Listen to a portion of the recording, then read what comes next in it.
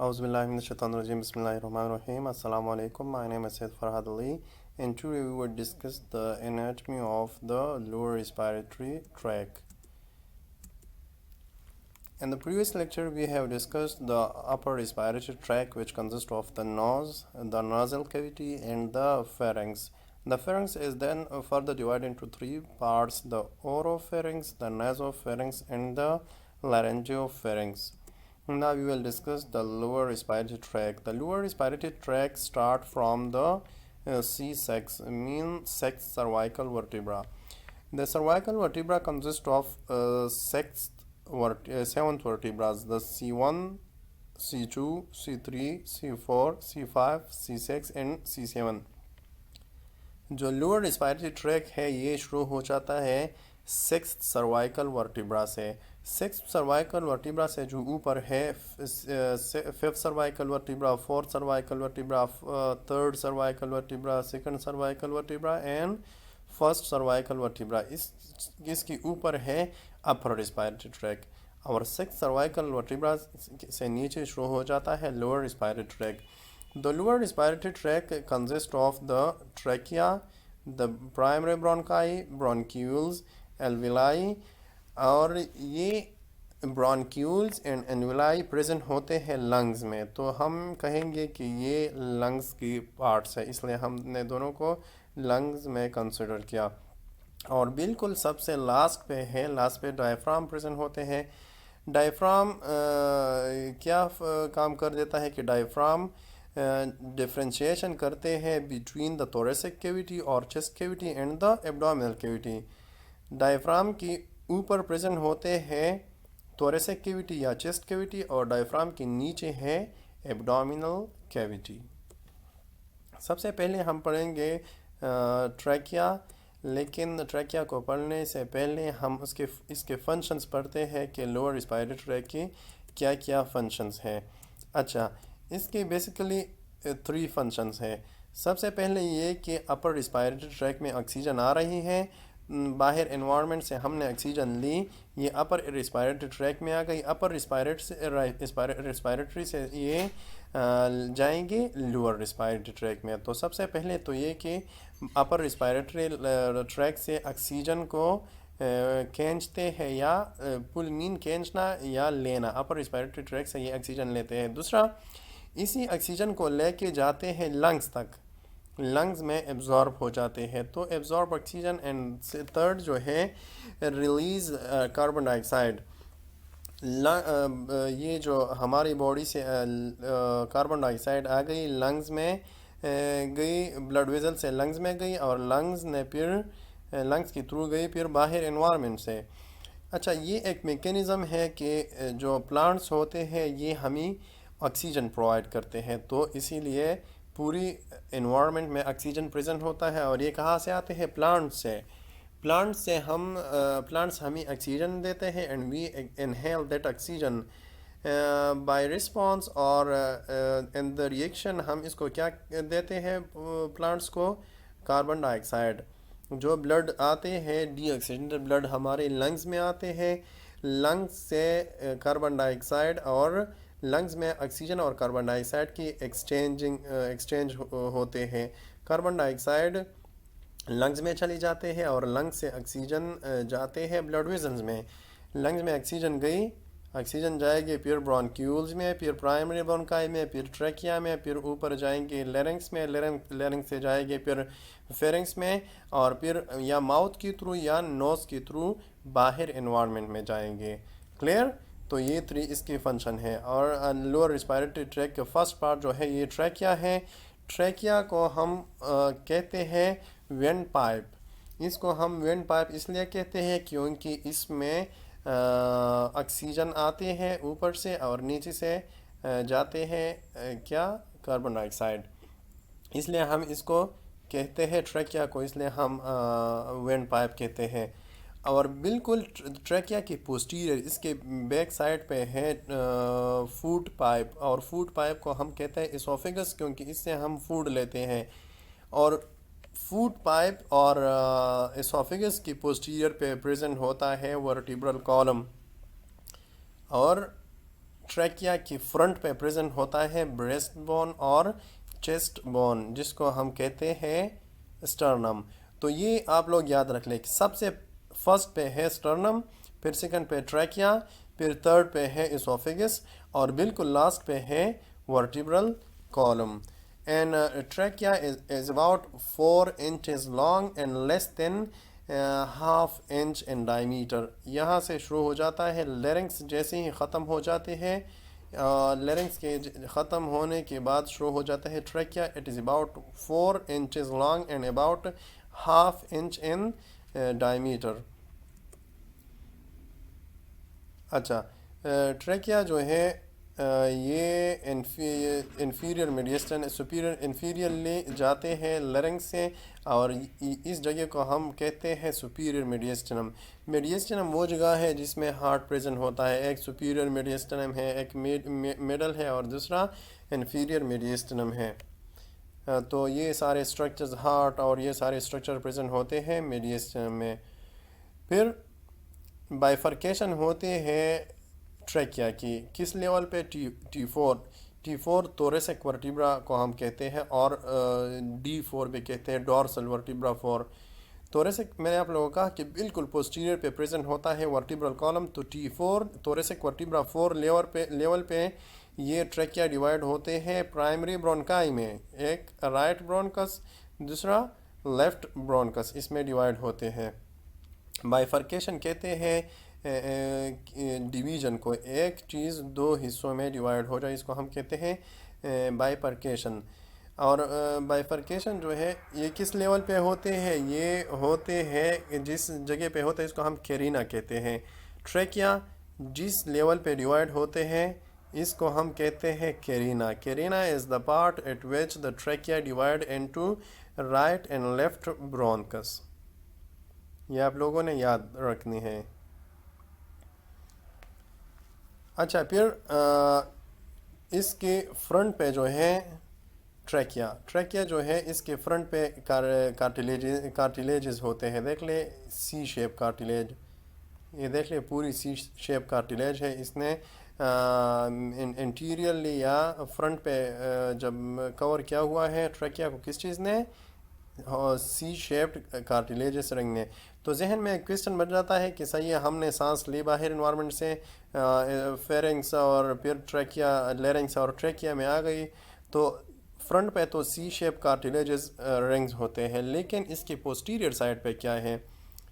तो इसकी posterior side पे जो हम ये देख रहे हैं ये रेड सा, ये है ट्रैकियलिस muscles. Tracheus muscle is present posteriorly to the C-shaped cartilaginous rings। ये देख लें, ये पूरा ट्रैकिया है।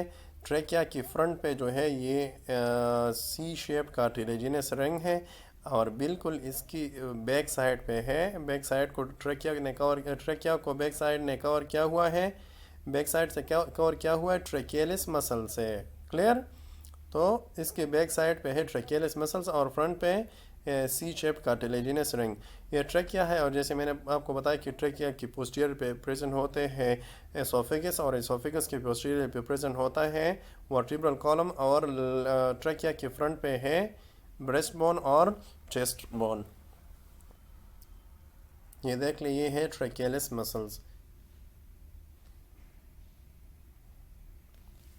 अच्छा, ये आप लोग याद रख ले कि कौन से सेल प्रेजेंट होते हैं ट्रैकिया में। तो वो सेल जो प्रेजेंट होते हैं ट्रैकिया में इसको हम कहते हैं सेलिएटेड सूडो स्ट्रेटिफाइड कोलुमनर सेल्स हैं, और या ये ग्लोबुलेट सेल, और इसके साइड्स पे है ये देख लें pseudo stratified epithelial cell.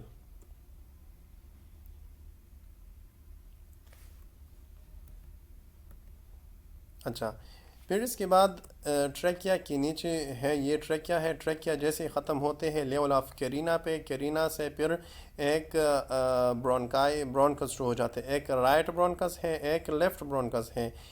What is the difference between the right and the left bronchus? तो ये डिफ्रेंशिएशन जो है ये लेंथ पे और विड्थ पे डिपेंड करते हैं, या डायमीटर पे।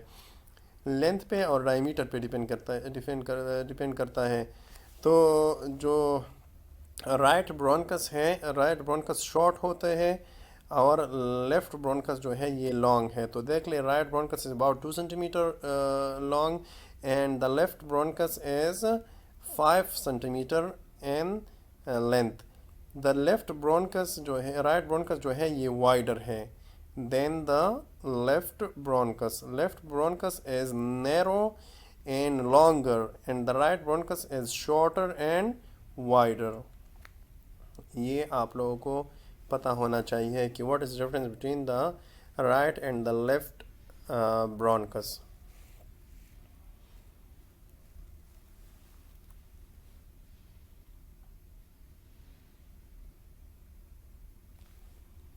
जो राइट ब्रोनकस है ये वाइडर है।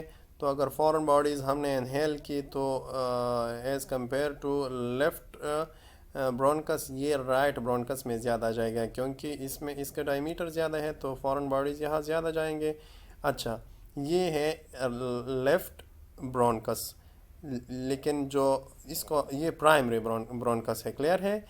फर्स्ट ब्रोनकाई जो है जो टू में डिवाइड हुई, ये इसको हम कहते हैं प्राइमरी ब्रोनकाई। ये और ये जो है ये प्राइमरी ब्रोनकाई है। प्राइमरी ब्रोनकाई फिर डिवाइड होते हैं सेकेंडरी में। ये देख ले, प्राइमरी ब्रोनकाई यहाँ आ गई, फिर इसकी डिवीजन एक इस साइड पे हो गई है, एक दूसरी इस साइड पे। तो ये और नीचे जो गई है इसको हम कहते हैं सेकेंडरी ब्रोनकाई। ये दोनों जो है ये सेकेंडरी ब्रोनकाई है। सेकेंडरी ब्रोनकाई का क्या फंक्शन है कि यहाँ यहाँ पे लंग्स प्रेजेंट होते हैं। देख ले, यहाँ पे लंग प्रेजेंट होते हैं और लंग्स की अपनी लोब्स है। लेफ्ट लंग की 2 लोब्स है और राइट लंग की 3 लोब्स है। तो ये सेकेंडरी ब्रोनकाई जो है ये each lobe of the lungs को ऑक्सीजन सप्लाई करते हैं। सेकेंडरी ब्रोनकाई जो है ये फिर फर्दर डिवाइड है टर्शरी ब्रोनकाई में। देख लें, ये सेकेंडरी ब्रोनकाई है, सेकेंडरी ब्रोनकाई आ गई, फिर टर्शरी में ब्रोनकाई में डिवाइड हो गई। टर्शरी ब्रोनकाई यहाँ फिर नीचे आके ब्रोनक्यूल्स में डिवाइड होते हैं।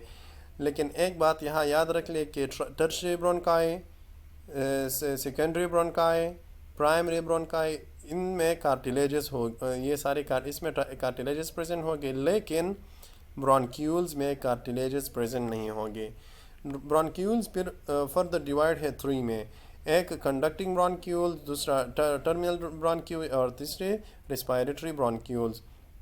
जो कंडक्टिंग ब्रोनक्यूल है इसमें सिर्फ ट्रांसपोर्ट ऑफ एयर होगी कि यहाँ से कार्बन डाइऑक्साइड ऊपर जाएगा और ऊपर से ऑक्सीजन आएगा। इसमें कुछ गैसेस एक्सचेंज नहीं होगी between the blood vessels and the lungs. फिर इसके बाद है कंडक्टिंग ब्रोनक्यूल के बाद फिर टर्मिनल ब्रोनक्यूल है और सबसे लास्ट पे होते हैं टर्मिनल ब्रोनक्यूल्स जो सप्लाई जो ऑक्सीजन लेते हैं नीचे अलविलाई तक लेके जाते हैं और कार्बन डाइऑक्साइड ऊपर लेके जाते हैं ब्रोनक्यूल्स में और फिर ऊपर ब्रोनकाई और फिर ट्रैकिया और आखिर में बाहर एनवायरनमेंट तक ऑक्सीजन जाता है, कार्बन डाइऑक्साइड। अच्छा, टर्मिनल ब्रोनक्यूल जो है ये most distal segment of the conducting zone बिल्कुल लास्ट पे होते हैं और रिस्पायरेटरी ब्रोनक्यूल जो है ये एल्विलाई में प्रेजेंट होते हैं। देख ली, ये एल्विलाई है और इसमें इनसाइड प्रेजेंट हो गए कौन से ब्रोनक्यूल्स? रिस्पायरेटरी ब्रोनक्यूल्स। और exchange of gases between the blood vessels and the lungs कहाँ होते हैं? एल्विलाई में। क्लियर है? इसके बाद है एल्विलाई। एल्विलाई क्या है? Alveoli as a air sacs with present in the lungs और ये बनी हुई है सिंपल स्क्वेमस एपिथेलियल सेल्स है। देख ली, ये एल्विलाई है, एल्विलाई में आते हैं, इसको कवर किया हुआ है या इसमें प्रेजेंट है ये pulmonary arteries and pulmonary veins. Those arteries which supply oxygenated blood to the lungs, इसको हम कहते हैं पल्मोनरी आर्टरी, ये रेड जो है, and those veins which bring deoxygenated blood इसको to the lungs, from the lungs to the heart, इसको हम क्या कहते हैं? Pulmonary vein. ये देखें, एल्विलाई में होते हैं गैसियस एक्सचेंज और about 300 millions of alveoli are present in our lungs. फिर एल्विलाई के अपने सेल्स होते हैं, 2 टाइप्स ऑफ सेल हैं। The cells of the the cells of the alveoli are called pneumocytes, and there are two types of pneumocytes, type 1 pneumocytes and type 2 pneumocytes. Type 1 pneumocytes जो है ये simple squamous cell से बने हुए हैं और इस पे होते हैं गैसियस एक्सचेंज टाइप 1 न्यूमोसाइट से।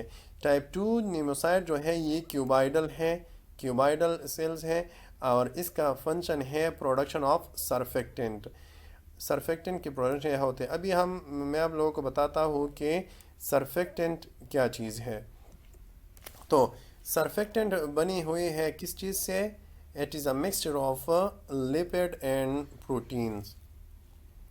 लेकिन let me explain what do you mean by pulmonary surfactant की पल्मोनरी सरफेक्टेंट का क्या मतलब है? So the attractive force exerted upon the surface molecule of a liquid by the molecule beneath that tends to draw the surface molecule into the bulk of the liquid and make the liquid assume the shape having the least surface area. इसको हम कहते हैं pulmonary surfactants. Pulmonary surfactant जो है ये surface tension जो है इसको कम कर देते हैं। क्लियर है? और अलवेलाई को कोलैप्स से बचाते हैं। सरफेस टेंशन किस चीज़ को कहते हैं? फॉर एग्ज़ाम्पल इधर एक अपर सरफेस मॉलिक्यूल है, एक लेयर है और इसकी अपर सरफेस मॉलिक्यूल की नीचे फिर दूसरा लेयर है। तो ये जो दूसरा लेयर जो है ये फर्स्ट लेयर को अट्रैक्ट करेगा अपनी तरफ। जब ये अट्रैक्ट करेगा तो सरफेस एरिया ऑफ द अलवेलाई कम होगा। इसका मतलब ये है कि अगर सरफेस टेंशन ज़्यादा होगी तो सरफेस एरिया ऑफ द अलवेलाई कम होगी और अगर सरफेस टेंशन कम होगा तो सरफेस एरिया ऑफ द अलवेलाई ज़्यादा होगी और हम गैसियस एक्सचेंज के लिए हमें ज़्यादा सरफेस एरिया चाहिए। So if we need greater surface area then there should be less surface tension और ये लेस सरफेस टेंशन मीन की सरफेस टेंशन को रिड्यूस करता है कौन? Pulmonary surfactant. और ये पल्मोनरी सरफेक्टेंट बने होते हैं टाइप 2 न्यूमोसाइट सेल से ऑफ द अलवेलाई से। क्लियर है? ये टाइप 2 न्यूमोसाइट सेल क्या बनाते हैं? Pulmonary surfactant. पल्मोनरी सरफेक्टेंट का फंक्शन क्या है कि सरफेस टेंशन को कम करेगा। जब सरफेस टेंशन कम होगा तो सरफेस एरिया ऑफ द अलवेलाई ज़्यादा होगी और अगर सरफेस टेंशन कम होगा तो अलवेलाई कोलैप्स से बच जाएगी। कोलैप्स मीन के ये कॉन्ट्रैक्शन को हम कहते हैं कोलैप्स, एक दूसरे के साथ मिल जाना, इसको हम कहते हैं कोलैप्स। तो इसी सरफेस टेंशन की कमी की वजह से कोलैप्स से बच जाते हैं। और लास्ट पे है lungs. There are 2 lungs present in our body और ये मेडिएस्टिनम में प्रेजेंट होते हैं। जिस जगह पे प्रेजेंट होते हैं इसको हम कहते हैं pleural cavity. The lungs is present in the pleural cavity and the lungs is surrounded by a membrane। इस मेम्ब्रेन को हम कहते हैं प्लूरल मेम्ब्रेन। ये MCQ में आ सकते हैं कि what are the membrane which cover the lungs। तो इस मेम्ब्रेन को हम कहते हैं प्लूरल मेम्ब्रेन।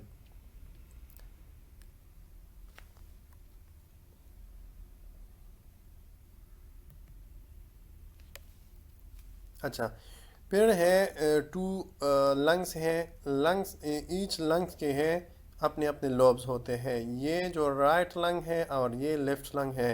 राइट लंग के हैं 3 लोब्स और लेफ़्ट लंग के हैं 2 लोब्स। ये लोब जो है सुपीरियर लोब है, मिडल लोब है और इंफीरियर लोब है। 3 lobes are present in the right lung, superior lobe, the middle lobe and the inferior lobe. और इसकी डिवीज़न किस चीज़ ने की है? फिशर्स ने। तो 2 फिशर्स प्रेजेंट होते हैं राइट लंग में। एक को हम कहते हैं ओब्लिक फिशर, दूसरे को हम कहते हैं horizontal fissure. The horizontal fissure divide the lung into superior lobe and middle lobe and the oblique fissure divide the lung into middle lobe and the inferior lobe. So 2 fissure are present in the right lung and 3 lobes are present in the right lung. अभी आते हैं left lung पे। तो left lung, तो ये आप लोग याद रख लें कि ये राइट लंग से स्मॉलर होते हैं, क्योंकि रीज़न क्या है, क्योंकि ये इसके ऊपर प्रेजेंट होता है हार्ट।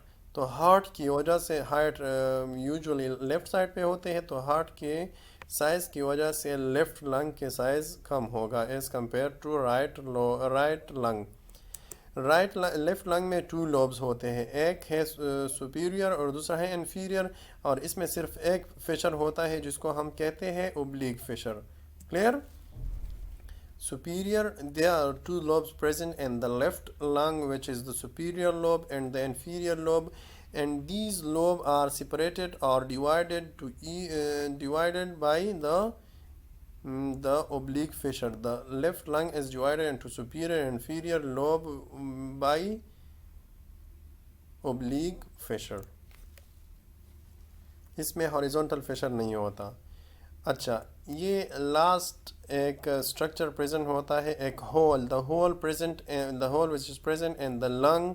बोथ लंग में प्रेजेंट होते हैं, राइट लंग में भी एक होल प्रेजेंट होता है और लेफ्ट लंग में भी होल प्रेजेंट होता है, जिसको हम कहते हैं the hilum of the lung. ये hilum of the lung right lobe में भी प्रेजेंट होता है और लेफ्ट लोब में भी प्रेजेंट होता है, और ये होल होता है जिससे 3 स्ट्रक्चर्स इनसाइड जाते हैं लंग्स तक। 3 tubes like structure enter to the lungs through a hole which we called it the hilum. Due to the hilum, the bronchus, the pulmonary artery, and the pulmonary veins enter to the lungs. तो ये है function of the hilum, और कि कहाँ present होता है hilum. इसी के साथ लोअर रिस्पायरेटरी ट्रैक जो है इसके एनाटॉमी ख़त्म हो जाते हैं। The lower respiratory tract consist of the larynx, the trachea, the bronchi, the alveoli and the lungs. यही पार्ट्स है लोअर रिस्पायरेटरी ट्रैक की। और अपर रिस्पायरेटरी ट्रैक जो है ये मैंने पिछले लेक्चर में आप लोगों को बताया था। तो इसी के साथ रिस्पायरेटरी सिस्टम का जो लेक्चर है, जो एक्सरसाइज है, वो ख़त्म हो जाते हैं। और इसी के साथ मुझे इजाज़त दीजिए। अल्लाह हाफिज़। इंशाल्लाह मिलेंगे नेक्स्ट दिन एक नई टॉपिक के साथ।